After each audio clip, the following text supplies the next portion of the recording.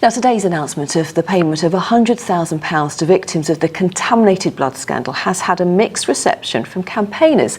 The government has said those affected and husbands or wives who've lost partners can expect the money by the end of October. Well, around 4,000 will receive the compensation, but some families say that other relatives, such as parents and children who cared for their loved ones, are missing out. Well, Sally Simmons joins us in the studio now and has been gauging reaction here in the South East. Sally, this decision, it's been a long time coming, hasn't it? Well, you could say that, some 40 years, yes. So in the 70s and 80s, thousands of people were infected with hepatitis C or HIV or both when they were given contaminated blood products and they were imported from the US. Now, those receiving blood transfusions or haemophiliacs in need of a clotting factor were the ones at risk. And since then, at least 2,400 people have died and campaigners have been asking for compensation.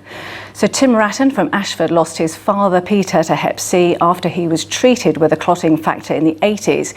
He's glad some are receiving money. Mixed reactions there, and obviously myself, I won't get anything, but then obviously I accept that.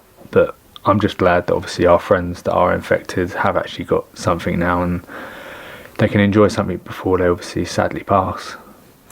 So haemophiliacs rely on a clotting factor, and when the UK supplies ran low in the 70s, we turned to the United States, but the blood donations came from groups who were really at high risk of HIV and Hep C. I think it's almost impossible to put a price tag on 40 years of loss, of bereavement, of the loss of careers, of the loss of family, of the loss of ability to have families in many cases.